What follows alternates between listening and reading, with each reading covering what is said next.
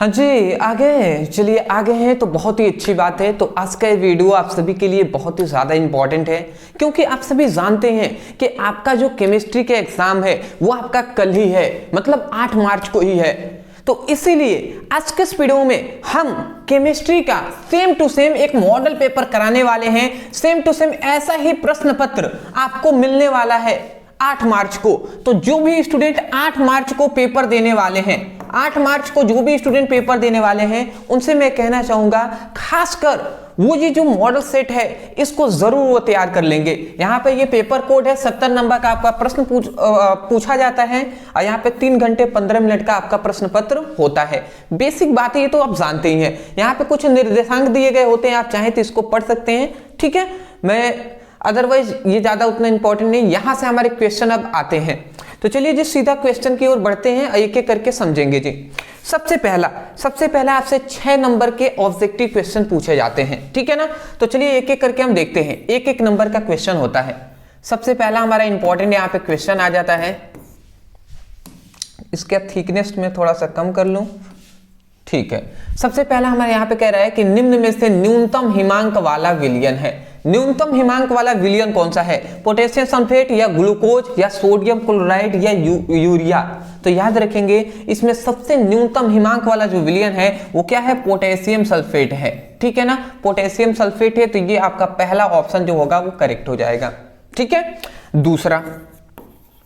दूसरा हमारा आता है कि 180 ग्राम जल में जल के कितने मोल होते हैं? तो 180 ग्राम जल में जल के कितने मोल होते हैं? तो मोल का हम फॉर्मूला जानते हैं। मोल बराबर क्या होता है जी? भार बटे अणुभार। भार बटे अणुभार होता है, ये बात हम जानते हैं। तो देख लीजिए यहाँ पे विलेय का भार हमें दे ही दिया 180 ग्राम, तो 180 ग्राम लिख देते हैं।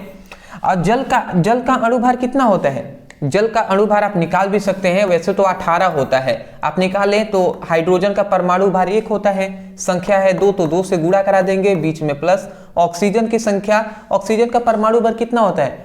16 होता है, और इसकी संख्या कितनी है? 1 है, तो 1 से गुणा करा देंगे। अब देख लेते हैं, तो 2 एकम में 2 और 16 एकम में 16, मतलब 18 हो जाएगा।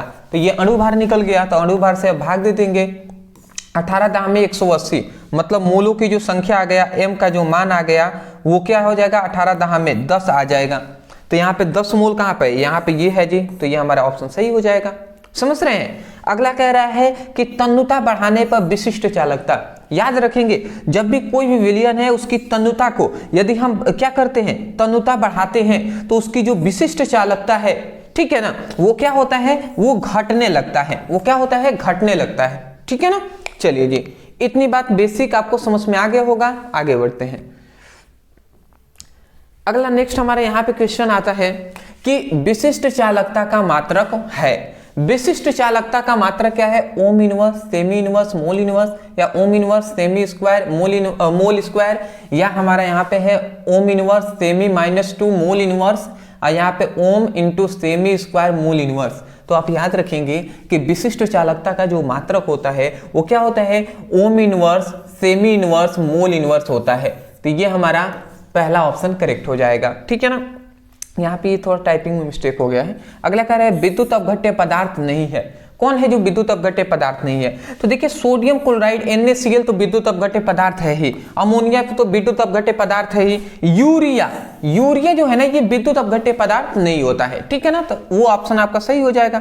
अगला जो हमारा आता है आसुत, या आसुत को ही हम शुद्ध कहते हैं। तो आसुत या शुद्ध जल की मोलरता होती है। आसुत या शुद्ध जल की जो मोलरता होती है वो याद रखेंगे 55.56 होता है। ये बहुत बार हमने बताया है।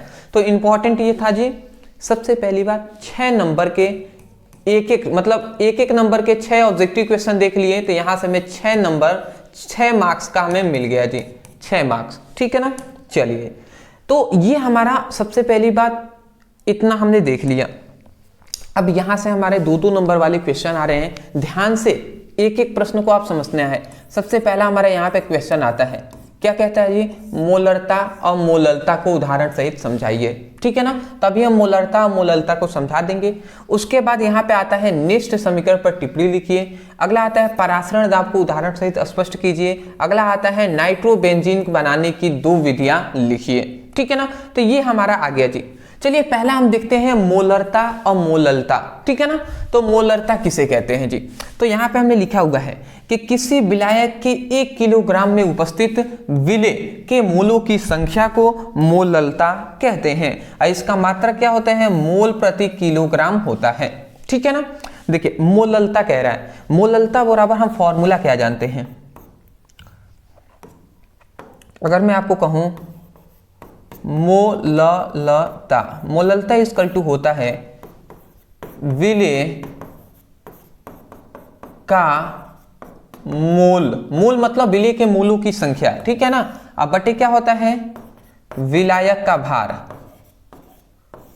विलायक का भार। अब वो भी भार किस में होना चाहिए, किलोग्राम में होना चाहिए, केजी में होना चाहिए। ये आपका फॉर्मूला होता है जी। ये तो इतनी बेसिक बात है, आपको भी पता होगा, ठीक है ना, ये आपको पता होगा, ये आपका फॉर्मूला होता है।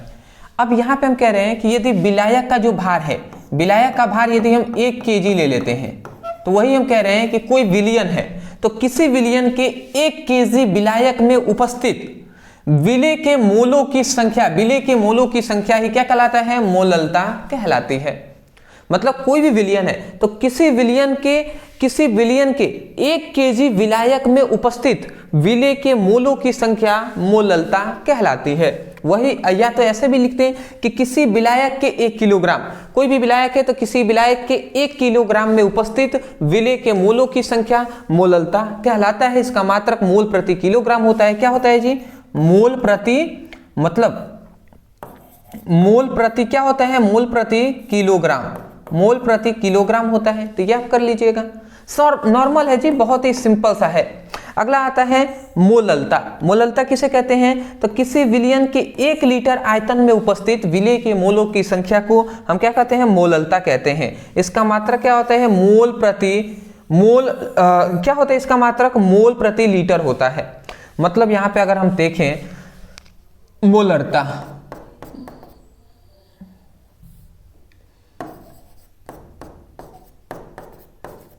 मोलरता इक्वल टू क्या होता है जी, मोलरता इक्वल टू होता है विलेय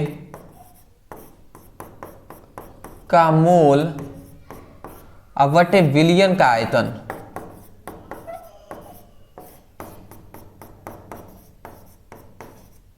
विलियन का आयतन, और वो आयतन किस में होना चाहिए, लीटर में होना चाहिए, ठीक है ना। ये हमारा फॉर्मूला होता है जी।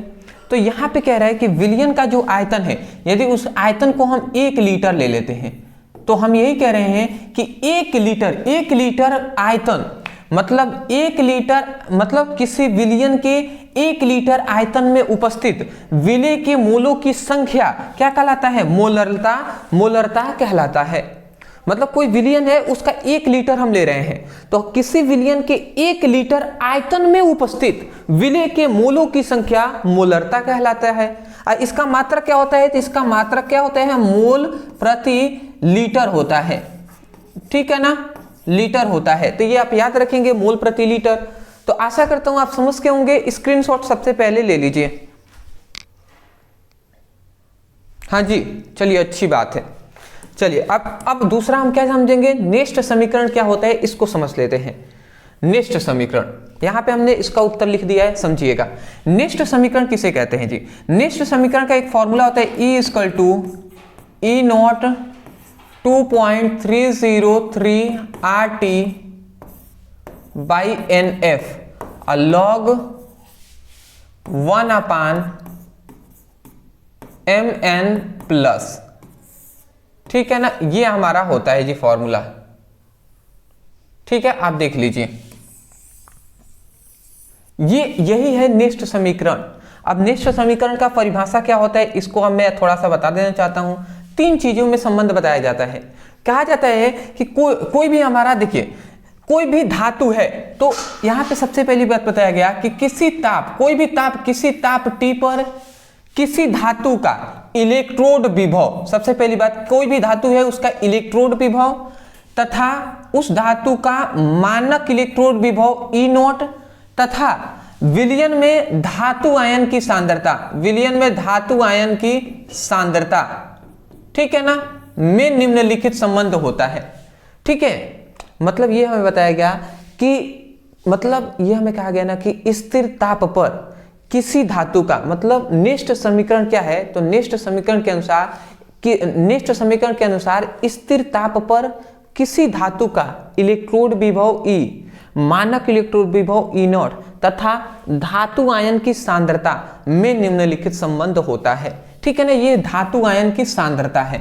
तो देख लीजिए यहाँ पे यही हम कह रहे हैं कि किसी धातु का इलेक्ट्रोड विभव, मतलब नेक्स्ट समीकरण के अनुसार स्थिर ताप पर किसी धातु का इलेक्ट्रोड विभव तथा उसका मानक इलेक्ट्रोड विभव तथा धातु आयन की सांद्रता में निम्नलिखित संबंध होता है। और यही बात हमने यहाँ पे लिखा है, नेक्स्ट समीकरण के अनुसार किसी ताप T पर किसी धातु का इलेक्ट्रोड विभव तथा मानक इलेक्ट्रोड विभव तथा विलयन में धातु आयन की सांद्रता में निम्नलिखित संबंध होता है।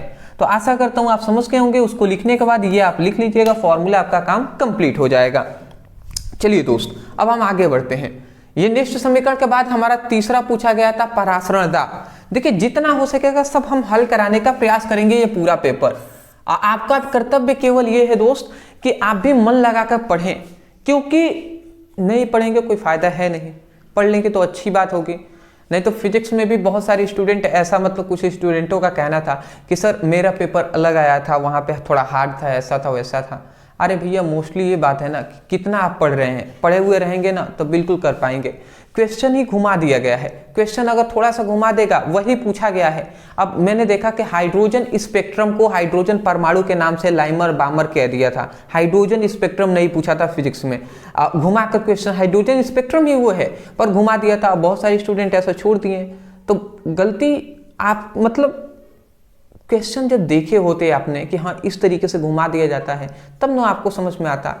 ठीक है, तो ये गलतियां आपको नहीं करना है। मोस्टली मैं कहूँगा जितना हो सके ना उतना प्रैक्टिस कीजिए क्वेश्चन को समझने का। पढ़ेंगे नहीं या बाद में अगर दूसरे किसी को आप दोस्त ठहराएंगे तो वो अच्छी बात नहीं होगी। ठीक है ना। और मैंने देखा, मैं इतना ज़्यादा खुश था कि शाम को पेपर भी आप सभी को दिखाया था कि देख लीजिए भैया कितना ज़्यादा आया है, टोटल आ ही गया था।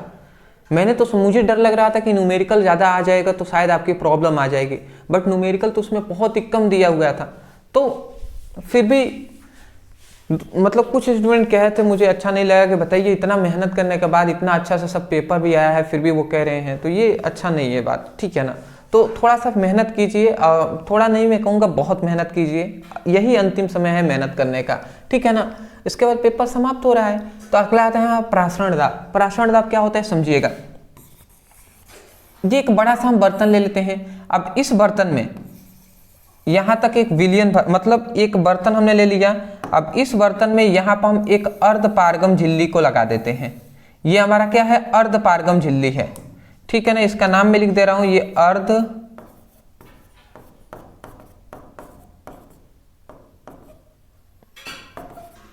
अर्धपारगम्य झिल्ली। ठीक है ना, ये अर्धपारगम झिल्ली लगा दिया। इधर हमने रख दिया है विलयन, इधर हमने रख दिया है विलयन। यहां पे फोकस कीजिएगा, विलयन। और इधर क्या है, शुद्ध विलायक, शुद्ध विलायक।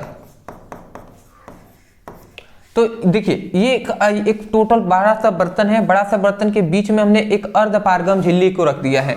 इधर विलयन भर दिया, इधर शुद्ध विलायक भर दिया।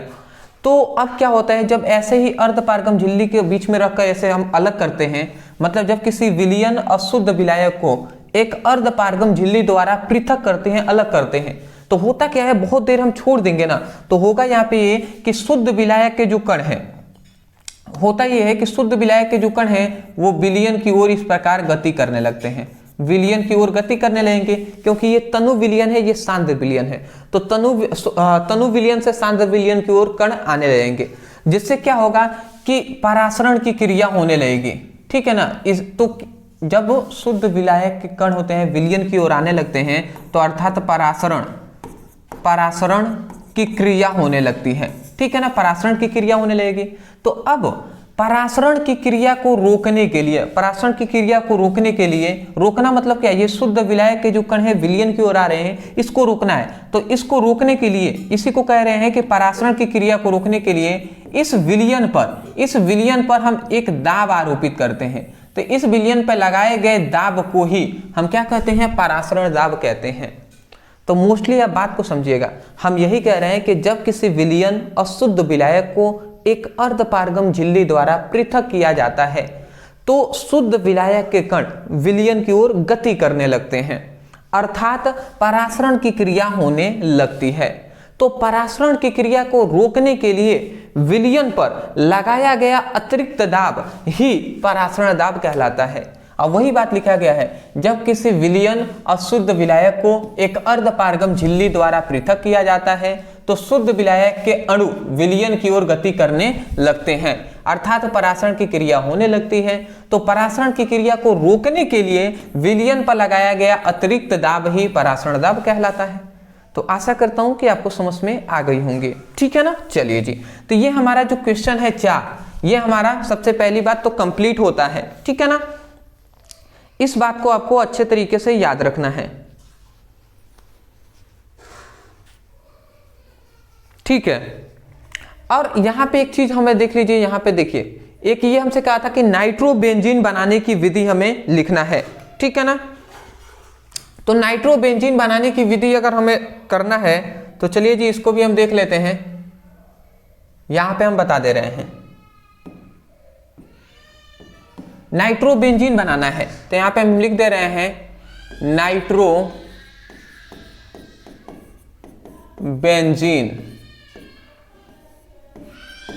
बनाने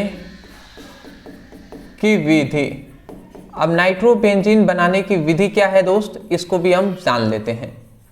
तो हम क्या करेंगे, नाइट्रोबेंजीन बनाने के लिए हम नॉर्मल सा कुछ ज़्यादा नहीं करेंगे, हम ये करते हैं कि हम सबसे पहले बेंजीन को ले लेंगे। बेंजीन का सूत्र होता है C6H6, ये हमारा बेंजीन हमने ले लिया। अब बेंजीन को हम क्या करेंगे, बेंजीन को लेंगे और नाइट्रिक अम्ल से क्रिया करा देंगे HNO3 से। तो जैसे ही नाइट्रिक अम्ल से हम क्रिया कराते हैं, जब बेंजीन की क्रिया नाइट्रिक अम्ल से हम कराते हैं तो होता यहाँ पे ये है, जानते हैं क्या होता है,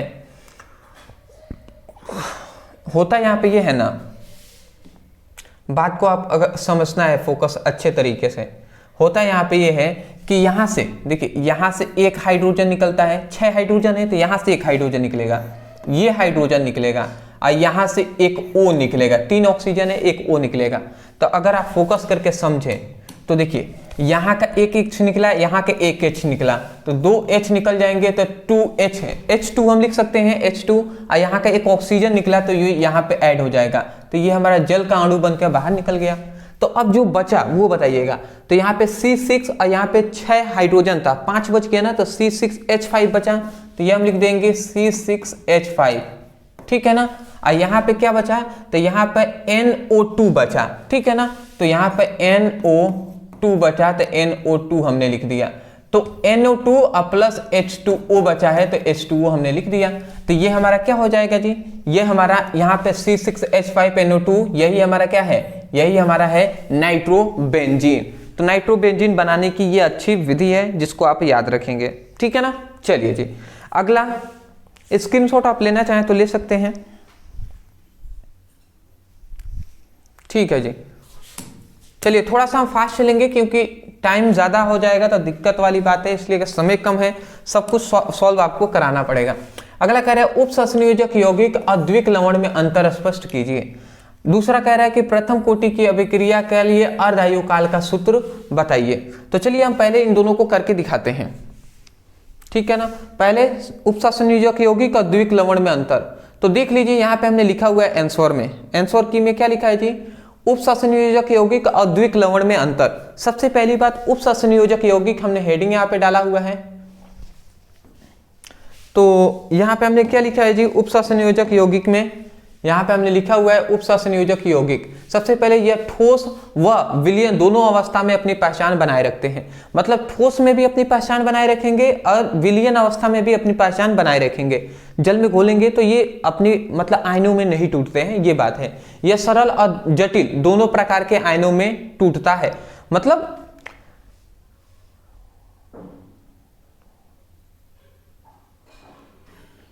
मतलब उप संयोजक यौगिक ना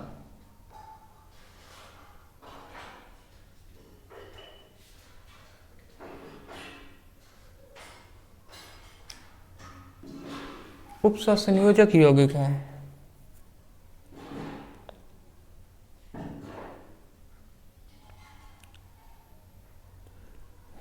ठीक ठीक ठीक।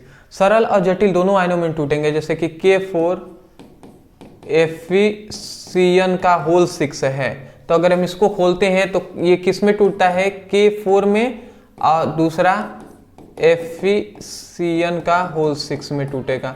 तो ये सरल आयन हो गए, जटिल आयन। हाँ ठीक है ठीक है, ये सरल और जटिल दोनों प्रकार के आयनों में टूटते हैं।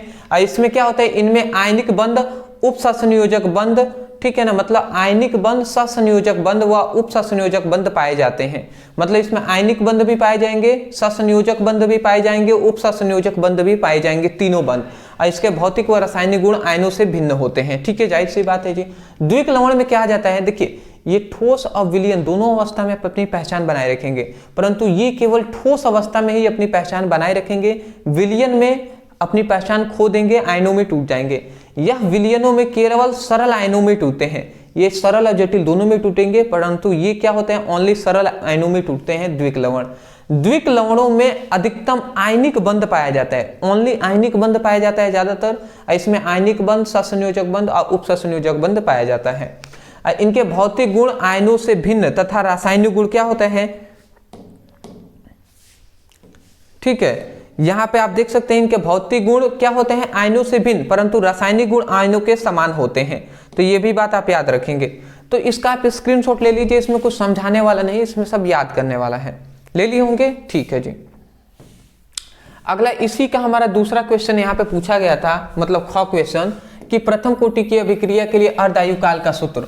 तो अर्धायु काल को हम T हाफ से दर्शाते हैं जी, और T half equal to 0.693 by क्या होता है, K होता है, तो यही ना होता है जी, तो ये हमने फॉर्मूला रख दिया। परंतु यहाँ पे प्रथम कोटि की अभिक्रिया के अर्धायु काल का सूत्र का आपको इसका निगमन करना है, इसको प्रूफ भी करना है, तो प्रूफ हमने कराया हुआ है। आप लिखिएगा प्रथम कोटि की अभिक्रिया के लिए अर्धायु काल का सूत्र, ब्रदर सर, वीडियो हमारी मिल जाएगी। अगला कर रहा है ऑक्सीकरण संख्या और उप सहसंयोजक संख्या पूछा जा रहा है। किसका पूछ रहा है, तो ऊपर हम देख लेते हैं, यहाँ पे कह रहा है किसका, K4 FeCN का होल 6, ये एक उप सहसंयोजक यौगिक है। इसमें Fe, जो Fe है केंद्रीय धातु परमाणु, इसकी ऑक्सीकरण संख्या और समन्वय संख्या पूछा जा रहा है। तो बताइए, इस तरीके से पूछेगा किसी भी का भी ऑक्सीकरण संख्या तो बता देंगे ना। देखिए ऑक्सीकरण संख्या हमसे पूछा, तो ऑक्सीकरण किसका पूछ रहा है, देख लीजिए यहाँ पे हमसे पूछा गया है K4 FeCN का होल 6, ये हमसे पूछा गया। अब देखिए इसको कैसे सॉल्व कर लेते हैं जी। K4 है, तो K4 का ऑक्सीकरण इसका हमने बताया था आपको, ठीक है, कि एक दंतुक लिगेंड, द्विदंतुक और बहुदंतुक लिगेंड, इस प्रकार बताया था। तो ये इस पर कौन सा आयन होता है जी, एक दंतुक लिगेंड है तो +1 होता है, तो +1 हो गया। अब 4 संख्या है तो 4 से हम गुणा करा देंगे। फिर से यहाँ पे Fe का हमें निकालना है, तो Fe ऐसे ही लिख देते हैं, फिर से प्लस। साइनाइड है, साइनाइड क्या होता है, साइनाइड पर आवेश जो होता है -1 होता है, और कितनी संख्या है, 6 संख्या है, तो 6 से गुणा करा देंगे, इक्वल टू 0 रखती है हमने। अगर हम इसको सॉल्व करें तो 4 एकम में 4, Fe है तो Fe प्लस 6 एकम में 6, मतलब -6 हो जाएगा ना, -1 में गुणा कराएंगे तो ये -6 इक्वल टू 0, ये Fe इक्वल टू क्या हो जाएगा, Fe इक्वल टू ये इधर जाएगा तो ये +6 हो जाएगा, ये इधर जाएगा तो -4 हो जाएगा, 6 में 4 गया तो 2 बचा, मतलब ये जो 2 आया ना, ये ऑक्सीकरण संख्या हो जाएगा Fe की ऑक्सीकरण संख्या। असमन्वय संख्या कितना होता है, या उसी को उप सहसंयोजक संख्या भी कहते हैं। तो ये बात आप याद रखेंगे मैं आपको बता दे रहा हूं कि ये केंद्रीय धातु परमाणु है, ये लिगेंड है। तो केंद्रीय धातु परमाणु जितने लिगेंडों से जुड़ा होता है उन्हीं की संख्या को हम क्या कहते हैं, समन्वय संख्या कहते हैं। मतलब लिगेंडों से जितना जुड़ा रहेगा उतने ही उप सहसंयोजक बंध बनाएगा, और उसी बंध को ही उप सहसंयोजक संख्या कहते हैं। तो केंद्रीय धातु परमाणु 6 लिगेंड से जुड़ा है, तो इसका मतलब समन्वय संख्या क्या हो जाएगी, इसकी 6 हो जाएगी, या उप सहसंयोजक संख्या 6 हो जाएगी, ठीक है ना। चलिए अगला आता है हमारा कोलराउस का नियम। अब कोलराउस का नियम क्या है, यहाँ पे कह रहा है कि इस नियम के अनुसार अनंत अनुता पर किसी विद्युत अपघट्य की विलयन की तुल्यांकी चालकता धनायनों की तुल्यांकी चालकता ऋणायनों की तुल्यांकी चालकताओं के योग के बराबर होता है। वास्तव में ये है ना, कोई विद्युत अपघट्य का जलीय विलयन है, मतलब ये एक बर्तन है बड़ा सा, इसमें हमने विद्युत अपघट्य का जलीय विलयन घोल दिया है। विद्युत अपघट्य का जलीय विलयन मतलब NaCl है, ये जल में घुला हुआ है, NaCl मतलब नमक है ना, ये जल में घुला हुआ है, तो इसी को हम जल में जब घुल गया ना तो इसी को विद्युत अपघट्य कहते हैं। विद्युत अपघट्य, विद्युत अपघट्य का ये क्या है, जलीय विलयन है, जलीय विलयन है, विद्युत अपघट्य का जलीय विलयन है। तो किसी विद्युत अपघट्य के जलीय विलयन में यहाँ पे एक फॉर्मूला होता है, इस फॉर्मूले को आप याद रखेंगे। क्या होता है फॉर्मूला कि lambda E Q infinite equal to lambda E Q plus infinite अब माइनस यहाँ पे क्या होता है लैम्डा ई क्यू माइनस यहाँ पे इन्फिनाइट, तो ये होता है जी फॉर्मूला। ठीक है, तो ये फॉर्मूला आप देख लीजिए। तो आप क्या कह सकते हैं इसको, हम कह सकते हैं किसी विद्युत अपघट्य के जलीय विलयन में, मतलब किसी विद्युत अपघट्य के जलीय विलयन में अनंत तन्यता पर तुल्यांकी चालकता, धनायन की तुल्यांकी चालकता, ऋणायन की तुल्यांकी चालकता के योग के बराबर होता है। ये देखिए इसको तुल्यांकी कहते हैं, EQ को तुल्यांकी और लैम्डा क्या है, चालकता। तो हम यही कह रहे हैं, एक बार और सुन लीजिए, किसी विद्युत अपघट्य के जलीय विलयन में ये अनंत है, तो अनंत तन्यता पर तुल्यांकी चालकता, धनायन की तुल्यांकी चालकता, ऋणायन की तुल्यांकी चालकता के योग के बराबर होता है। तो यही तो बात हमने लिखा है कि इस नियम के अनुसार अनंत तन्यता पर किसी विद्युत अपघट्य के विलयन की तुल्यांकी चालकता, धनायन की तुल्यांकी चालकता, ऋणायन की तुल्यांकी चालकता के योग के बराबर होता है। इसको लिखने के बाद फिगर बनाकर ये फॉर्मूला लिख देंगे, काम कंप्लीट हो जाएगा। स्क्रीनशॉट, चलिए जी, बेहतर। अब देखिए टाइम ज़्यादा हो रहा है, तो अब मैं कहूँगा आप सभी को इन सभी को सॉल्व करने का, मैं इशारे में आपको बताऊंगा जितना हो सकेगा। आगे मैं आपको होमवर्क दूंगा सभी को करने का। यहाँ पे कह रहा है कि प्रथम कोटि की अभिक्रिया 100 मिनट पश्चात किसी पदार्थों की सांद्रता प्रारंभिक सांद्रता के 99% विघटित हो जाता है, तो अभिक्रिया का वेग स्थिरांक का मान हमसे पूछा जा रहा है। देखिए हमसे कह दिया कि वेग स्थिरांक मतलब k का मान हमसे पूछा जा रहा है। और यहाँ पे हमें देखिए, यहाँ पे वेग स्थिरांक का यहाँ पे हमें t का मान दिया है। सबसे पहली बात t का मान दे दिया है जो है 100 मिनट, ठीक है। और यहाँ पे जो विघटित मतलब x का मान दिया है, विघटित मतलब वियोजन की मान दे दिया है 99, ठीक है। 99% को हम विघटन में मान लेते हैं, तो परसेंटेज को 99 ही मानते हैं, ठीक है। मोस्टली 100% को 100 मान लेते हैं इस तरीके से। तो यहाँ पे k का जो मान है, k इक्वल टू हम जानते हैं फॉर्मूला क्या होता है जी, 2.303, ठीक है ना, बाई t, और log a by a minus x, यही ना फॉर्मूला होता है जी। अब देख लीजिए, मैं आपको बता दे रहा हूं स्पष्ट रूप से कि देखिए किसका मान यहाँ पे दिया है। देखिए k का मान हमें ज्ञात करना है, ठीक है, यही हमारा मेन मकसद है। यहाँ पे 2.303 है, 2.303 ये हमने लिख दिया। t का मान देख लीजिए, यहाँ पे 100 है तो 100 हमने लिख दिया, log है तो log हमने लिख दिया। a का मान आप समझिएगा, जब भी a का मान ना दे 99% विघटित हो गया है, मतलब कह रहे हैं पदार्थों की सांद्रता अपने प्रारंभिक सांद्रता के 99% विघटित हो गया है। मतलब अगर 100% है तब उसी में से 99 घटा है, तो 100% ये क्या है, ये प्रारंभिक सांद्रता है। तो प्रारंभिक सांद्रता को कभी भी हम 100 मान लेते हैं परसेंटेज में, 100% होगा तो उसको 100 हमने मान लिया, तो 100 लिखेंगे। ए है नीचे तो ये भी प्रारंभिक सांद्रता है, तो इसकी जगह पर 100 रखेंगे। एक्स की जगह पर वियोजन की मात्रा 99% है, तो 99% हमने रख दिया। अब अगर आप इसको सॉल्व करेंगे तो क्या आ जाएगा, ये के का इतना वैल्यू आ गया, लॉग आ गया। अब बताइए 100 और 100 में से 99 चला गया, तो इसका मतलब क्या आएगा, कुल मिला जुलाकर यहाँ पे आएगा नीचे 1 आएगा। अब 1 नीचे का कोई मतलब है नहीं, तो ये ओनली आ जाएगा log 100 आ जाएगा। और log 100 का जो वैल्यू होता है वो क्या होता है, 2 होता है। और 2 से अगर 2 से ये काटेंगे तो ये ओनली ये 100 कट जाएगा, 50 आ जाएगा। अब 50 में अब भाग देकर देख लीजिए, जितना आएगा वही आपका आंसर हो जाएगा।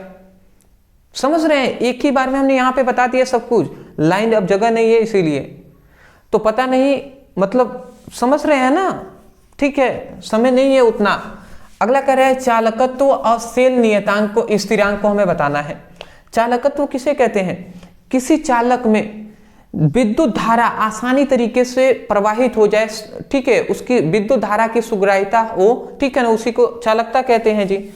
और ये क्या है, सेल स्थिरांक किसे कहते हैं, तो किसी सेलों के इलेक्ट्रोडों के बीच की, किसी सेलों के इलेक्ट्रोडों के बीच की दूरी तथा इलेक्ट्रोडों के अनुप्रस्थ काट के क्षेत्रफल के अनुपात को ही हम क्या कहते हैं, सेल नियतांक कहते हैं या स्थिरांक कहते हैं। तो ये सब हमने यहाँ पे पढ़ाया हुआ है, ठीक है। यहाँ पे चालकत्व का फॉर्मूला होता है किसी विद्युत अपघट्य के जलीय विलयन में विद्युत धारा प्रवाहित करने की क्षमता को उसकी चालकत्व कहते हैं। ये प्रतिरोध की व्युत्क्रमानुपाती होता है, इसका मात्रक ओम इनवर्स होता है। ये आप याद रखेंगे, चालकत्व C=1/R होता है, ठीक है ना, जहां पे R क्या है, प्रतिरोध है, ये C क्या है, चालकत्व है, ठीक है ना। चलिए इतनी बात समझ गए। सेल नियतांक क्या होता है, ये भी जल्द जल्द हम बता दे रहे हैं। सेल नियतांक क्या है, तो कोई भी, ये एक सेल है, तो सेल में 2 इलेक्ट्रोड होंगे, एक ये है एक ये है, तो ये 2 इलेक्ट्रोड है, ठीक है ना। एक इलेक्ट्रोड पर मान लेते हैं प्लस आवेश है और एक पर माइनस है, तो ये दोनों इलेक्ट्रोडों के बीच की जो दूरी होगी वो L है और ये इलेक्ट्रोड का अनुप्रस्थ काट का क्षेत्रफल A है। तो हम ये कह रहे हैं कि किसी सेलों के इलेक्ट्रोडों के बीच की दूरी तथा इलेक्ट्रोडों के अनुप्रस्थ काट के क्षेत्रफल के अनुपात को हम क्या कहते हैं, हम सेल नियतांक कहते हैं, सेल नियतांक कहते हैं। तो यही तो हमारा फॉर्मूला है कि किसी सेलों के इलेक्ट्रोडों के बीच की दूरी तथा इलेक्ट्रोडों के अनुप्रस्थ काट के क्षेत्रफल के अनुपात को सेल नियतांक कहते हैं। सिंपल सा है। अगला कह रहा है क्वथनांकों का उन्नयन हमसे पूछा है, तो हम क्या कह देंगे, समझिएगा बात को, एक एक पॉइंट को। क्वथनांकों का उन्नयन का मतलब ये है कि देखिए, ये एक बड़ा सा बर्तन है। अब इस बर्तन में हमने विलायक को भरा हुआ है, विलायक है। विलायक मतलब क्या होता है, जैसे कि पानी है, इसमें पानी भरा गया है। अब हम क्या कर देते हैं, इसमें बाहर से हम क्या ले लेते हैं, अविलेय, यहाँ पे याद रखेंगे, अवाष्पशील विलेय पदार्थ को मिला लेते हैं। अवाष्पशील विलेय पदार्थ को हम बाहर से इसमें क्या कर देते हैं, घोल देते हैं। अवाष्पशील मतलब जैसे नमक है, वो अवाष्पशील विलेय पदार्थ होता है, तो पानी में हम नमक को घोल देंगे। तो यही कह रहे हैं कि जब किसी विलायक में अवाष्पशील विलेय पदार्थ को घोलने पर, जब घोलेंगे तो पहले तो विलायक के ही कण थे, अब इसके भी कण आ गए, तो कणों की संख्या क्या हो जाएगी, बढ़ जाएगी। तो पहले क्या होगी, कणों की संख्या बढ़ जाती है, कणों की संख्या क्या हो जाती है, बढ़ जाती है। अब कणों की संख्या बढ़ती है, इसका मतलब क्या होता है कि कणों की जो ऊर्जा होगी वो कम हो जाएगी। तो कणों की ऊर्जा कम हो जाएगी, और ऊर्जा कम हो जाएगी तो इनकी मतलब क्या है, कणों की ऊर्जा कम हो जाएगी, जिसके कारण कणों की ऊर्जा कम हुई। इसका मतलब क्या हो गया कि कण जो है ना, वो तेजी से टक्कर इस स्वतंत्र तल पर नहीं मारेंगे। तो इसका मतलब क्या होगा कि दाब घट जाएगा, तो जिसके कारण क्या हो जाता है, दाब घट जाता है। दाब क्या होता है, घट जाता है। और दाब घटा, इसका मतलब जैसे ही दाब घटता है तो क्वथनांक क्या होता है, क्वथनांक जो होता है उसका मान क्या हो जाता है, बढ़ जाता है। तो क्वथनांक के मान की जो वृद्धि हुआ है ना, इसी को ही हम क्वथनांक का उन्नयन कहते हैं। तो वही हम कह रहे हैं, यही आप यहां से नहीं, आप फोकस कीजिए समझने में। मैं हमेशा से कह रहा हूं, परिभाषा में केवल आपके लिए मतलब समझाने के तौर पे बस लिखवा देता हूं कि आप कहें ना फिर परिभाषा नहीं लिखवाया गया है। मोस्टली समझने पे फोकस कीजिएगा, समझे रहेंगे, हमेशा याद रहेगा। तो आप यही कहेंगे कि जब किसी विलायक में अवाष्पशील विलेय पदार्थ को घोलने पर कणों की संख्या बढ़ जाती है, जिसके कारण कणों की ऊर्जा घट जाती है, जिसके कारण वाष्प दाब घट जाता है तथा क्वथनांक बढ़ जाता है, तो इस घटना को क्वथनांक का उन्नयन कहते हैं। वही बात लिखा गया है, जब किसी विलायक में अवाष्पशील विलेय को घोलने पर कणों की संख्या बढ़ जाती है, जिसके कारण कणों की ऊर्जा क्या हो जाती है, कम हो जाती है, जिसके कारण वाष्प दाब क्या हो जाता है, कम, यहाँ पे कम लिखा चाहिए, काम हो गया है, कम हो जाती है, ठीक है ना, कम हो जाती है, जिसके कारण क्वथनांक बढ़ जाता है। इस घटना को क्वथनांक का उन्नयन कहते हैं। समझ गए होंगे ना। चलिए जी, आशा करता हूं आप समझ में आ रहा होगा आपको। तो इस तरीके से आप करते जाना है। अब देखिए, अब यहाँ से देखिए, सबसे पहली बात, अब यहाँ पे मैं आपको कुछ बता रहा हूँ, ध्यान से समझेंगे। सबसे पहली बात, उप संयोजक यौगिकों का आईपीएससी नाम यदि आपने नहीं लिखा है तो इसको लिखना सीख लीजिए। आप लिखिएगा आईपीएससी नामांकन ब्रदर सर, इतना लिख कर सर्च करेंगे, वीडियो हमारी मिलेगी, उसको पढ़ लीजिए। लगभग 2 लाख से अधिक स्टूडेंटों ने उसको देखा है, ठीक है, तो आप भी जाइए देख लीजिए, वहां से सीख जाएंगे आप। अगला कह रहे हैं कि अभिक्रिया की कोटि और आणविकता को परिभाषित कीजिए। ठीक है ना। तो इन दोनों को परिभाषा और अंतर आपको तैयार कर लेना है। हमसे पढ़ना है तो लिखिएगा, आप परेशान ना हो, कल मतलब आज ही, ठीक है ना, आपको एक वीडियो मिला होगा लॉन्ग टाइप, जिसमें मतलब 5 घंटे की क्लासेस चली होंगी। तो 5 घंटे की जो क्लासेस थी ना, उसमें हमने ये सब बताया हुआ है, उसको देख लीजिए, आपका ये सब क्लियर हो जाएगा। अगर नहीं देखना है तो केवल लिखिएगा कोटि और आणविकता में अंतर, ब्रदर सर वीडियो मिल जाएगा। यहाँ पे कह रहा है कि प्रथम कोटि की अभिक्रिया इतना % पूर्ण होने में लगा समय का अर्ध आयु काल 2 गुना हो जाता है। ये एक न्यूमेरिकल है, इसको सॉल्व कर सकते हैं। उपसंयोजक यौगिकों का बर्नर सिद्धांत की अवधारणा, बर्नर सिद्धांत ब्रदर सर वीडियो हमारी मिल जाएगी, सर्च कर लीजिएगा। सेंडमेयर अभिक्रिया द्वारा क्लोरोबेंजीन बनाने की विधि, आप लिखिएगा क्लोरोबेंजीन बनाने की विधि, ब्रदर सर वीडियो हमारी मिल जाएगी, सर्च कर लीजिएगा। या प्रयोगशाला विधि हमने पढ़ाया हुआ है, ठीक है, तो उसको देख लीजिए। 5 घंटे की जो क्लासेस है उसमें हमने बताया हुआ है, या एक पर्सनली वीडियो हम प्रयोगशाला विधि पर आपको ला देंगे, ठीक है ना। यहाँ पे देख लीजिए, ये कह रहा है कि फिनॉल कैसे प्राप्त करेंगे, डाइजोनियम से, सल्फोनिक अम्ल से और क्यूमीन से। ये सब हमने क्या होता है जब और कैसे प्राप्त करेंगे, ये सब पूछा जाता है। प्राथमिक, द्वितीयक और तृतीयक एल्कोहल में अंतर संरचना के आधार पर बताना है। प्राथमिक, द्वितीयक और तृतीयक एल्कोहल कहा, आप लिखिएगा एल्कोहल ब्रदर सर, सर्च कर लीजिएगा, वीडियो मिलेगा, उसमें हमने बताया है ये सब कुछ, ठीक है ना। ये लॉन्ग टाइप है, अब यहाँ पे बताना पॉसिबल हो नहीं पाएगा दोस्त, इसीलिए। अगला यहाँ पे देख लीजिए, यहाँ पे कह रहा है कि एथिल एल्कोहल बनाने की विधि का उल्लेख कीजिए, इसका भौतिक व रासायनिक गुण लिखिए। तो एथिल एल्कोहल पूछा जा रहा है, आसान है जी। एथिल एल्कोहल बनाने की विधि, ब्रदर सर वीडियो मिल जाएगा, सर्च कर लीजिएगा। ये देखिए हमारा सबसे पहले नेमिंग रिएक्शन है, नामकरण अभिक्रिया है, जैसे इटाइलिन अभिक्रिया, रोजेमुंड अभिक्रिया, एल्डोल संगणन, गार्टेर मेन कोच अभिक्रिया, कैनिजारो अभिक्रिया, सभी इंपॉर्टेंट है। इस तरीके से आप इसको सॉल्व कर लेंगे। अगला कह रहा है एल्डिहाइड बनाने की 3 सामान्य विधियों का रासायनिक समीकरण कर दीजिए या इसकी क्रियाओं को लिखिए। तो एल्डिहाइड बनाने की विधि, ब्रदर सर लिखकर सर्च कर लीजिएगा, वीडियो हमारी मिल जाएगी, ठीक है ना। तो वहां से आप पढ़ाई कर सकते हैं इसका। अब देखिए यहाँ पे एक आता है, क्या होता है जब, ये क्या होता है जब, इस पर हम पर्सनली वीडियो ला देंगे, ठीक है, उसको देख लीजिएगा रिएक्शन का, तो उसमें क्लियर आपका हो जाएगा, ठीक है ना। अगला यहाँ पे कह रहे हैं ग्लूकोज की संरचना की विवेचना। देखिए ये एक इंपॉर्टेंट टॉपिक है, तो आप लिखिएगा ग्लूकोज की संरचना, ब्रदर सर वीडियो मिल जाएगा, उसको पढ़ लेंगे, सब समझ में आ जाएगा। यहाँ पे कह रहा है कि ग्लूकोज की बनाने की 2 विधियों को उदाहरण, ग्लूकोज बनाने की विधि, ब्रदर सर वीडियो हमारी मिल जाएगा, सर्च कर लीजिएगा, ठीक है ना। यहाँ पे कह रहा है शुद्ध एसीटोन बनाने की प्रयोगशाला विधि, प्रयोगशाला विधि पर एक जल्दी आपको वीडियो मिलेगा, जिसमें संपूर्ण किताब के जितने भी प्रयोगशाला विधि होंगे सबको हम कराएंगे, ठीक है ना। तो उसके लिए आप तैयार रहेंगे। तो चलिए दोस्त, ये था हमारा एक इंपॉर्टेंट सेट, जिसको हमने आज के इस वीडियो में बताने का प्रयास किया है। जितना हो सकता था उतना हमने बताया। लॉन्ग टाइप है, जिसको आपको पर्सनली एक वीडियो से आप पढ़ाई कर सकते हैं, या 5 घंटे की जो क्लास है जाइए उसको देख लीजिए, आपका काम कंप्लीट हो जाएगा। चलिए दोस्तों, thank you so much for watching this video. And mostly एक बात मैं कहूँगा कि चैनल पर नए होंगे सब्सक्राइब कर दीजिएगा, क्योंकि आपके सपोर्ट की हमें बहुत ज़्यादा आवश्यकता है। डिस्क्रिप्शन बॉक्स में टेलीग्राम का लिंक है, वहाँ पर ज़रूर ज्वाइन हो जाएंगे। थैंक यू सो मच, ठीक है, मिलते हैं कल, थैंक यू।